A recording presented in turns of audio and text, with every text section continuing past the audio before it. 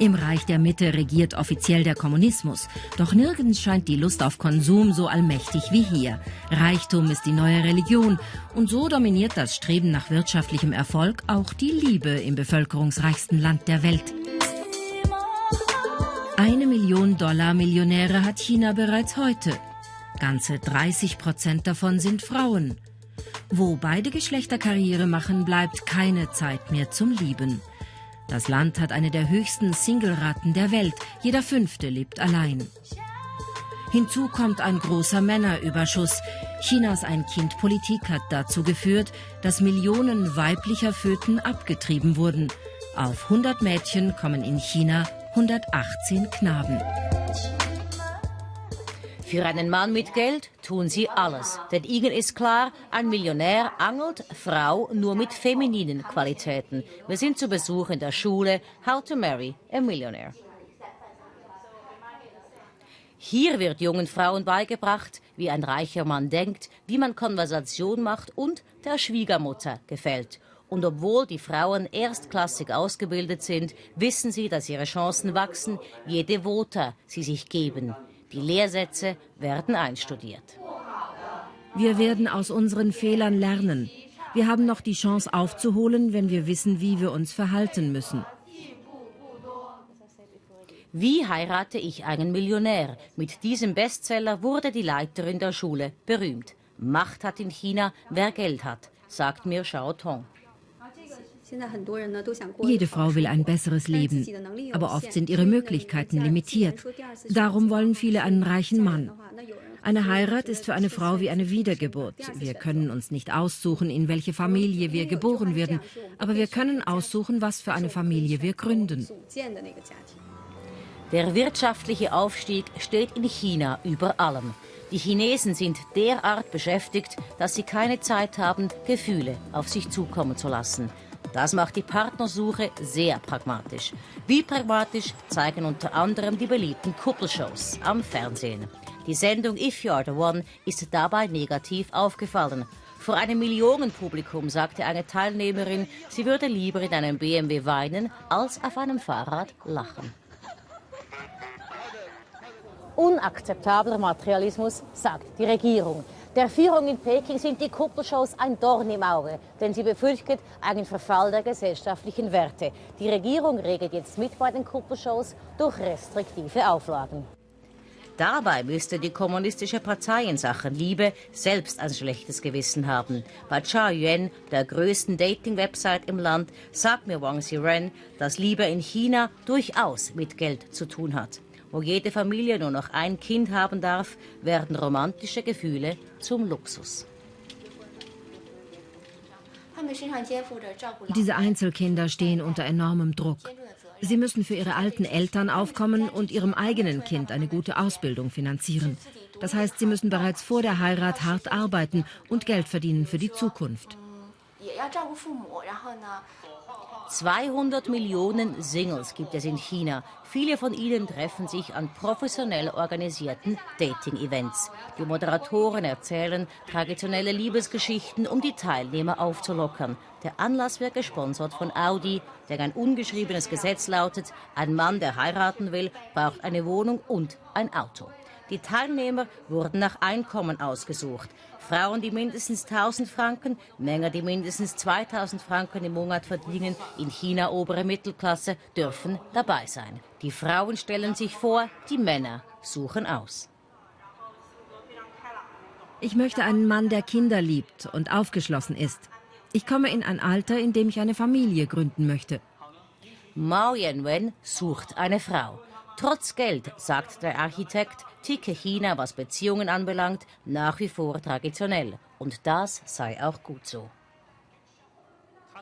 In der chinesischen Kultur hat der Mann eine wichtigere Rolle. Und darum geht es auch bei der Auswahl einer Frau. Sind Frauen erfolgreicher als Männer, führt das zu großem Druck. In einer traditionellen Ehe muss der Mann erfolgreicher sein.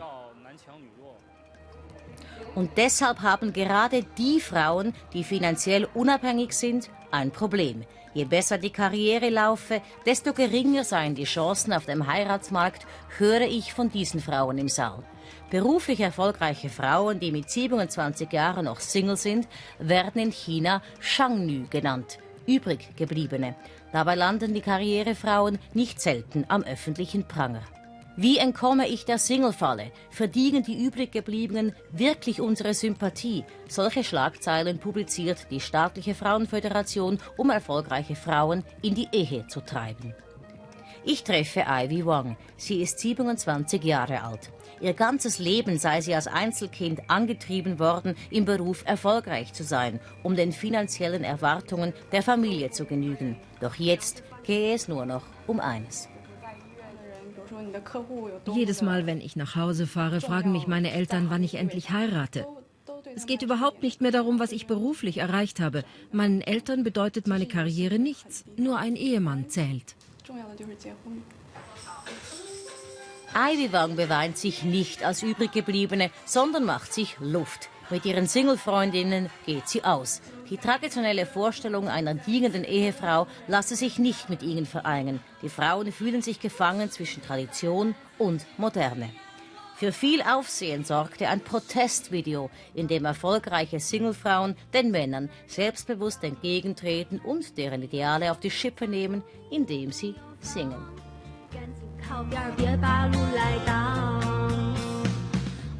Ich habe auch ein Auto und ein Haus und ich habe Geld auf der Bank. Wenn du nicht so stark bist wie ich, kann ich dir auch nicht helfen. Ich bin nicht deine Mutter. In 48 Stunden generierte das Video 1,5 Millionen Hits und jede Menge bissige Kommentare von chinesischen Männern. Dabei sind es die Männer selbst, die vom neuen Reichtum auf geradezu obszöne Weise profitieren. Mit viel Geld kaufen sie sich eine Form von Liebe, die in der Volksrepublik während Jahrzehnten geächtet war. Laut einer Schätzung haben 90% der Geschäftsmänner, die in den letzten 5 Jahren für Korruption verurteilt wurden, eine offizielle Nebenfrau. Mit dem neuen Kapitalismus, der Parteiobere und Geschäftsmänner in China reich gemacht hat, erinnern sich die Mächtigen an den jahrhundertealten Brauch, sich eine persönliche Geliebte zu halten. Die Konkubinen sind zurückgekehrt. Wir kennen sie vor allem aus der Peking-Oper, die chinesische Konkubine. Lange war die zweite Frau ein Relikt aus der Vergangenheit, ein Phänomen des feudalen Chinas. Erfolgreiche Männer konnten sie sich leisten, der Kaiser hatte Tausende. Unter Mao wurde die Konkubine verboten. Jetzt sind die Mätressen wieder da unter dem Namen Ernai, zu Deutsch zweite Milch. Konkubinen sind im modernen China so stark verbreitet, dass Ehefrauen eine Vereinigung gegründet haben, um den Brauch zu bekämpfen. In Xiamen besuche ich die Konkubinenkillerin, wie sie Xinja scherzhaft nennt. Vor 2 Jahren hat sie die Vereinigung zur Erhaltung der Ehe gegründet. Sie hört betrogenen Ehefrauen zu, erklärt, wie man die Konkubine verscheucht, den Mann zurückgewinnt oder sich knallhart scheiden lässt. Es gibt ein altes chinesisches Sprichwort. Alle Helden sollen sich mit Schönen schmücken. Heute ist es wieder genauso wie zu Kaiserzeiten. Erfolgreiche Männer sehen die Konkubinen als Statussymbol. Sie dienen der Eitelkeit des Mannes. Doch diese Männer können zurückgewonnen werden, denn nichts ist erstrebenswerter, als nebst Erfolg auch eine glückliche Familie zu haben. Natürlich träumen die Singles in China auch von der Liebe ihres Lebens. Doch wenn Träumen nicht hilft, wird man in China auch mal pragmatisch. Im Leben und in der Liebe.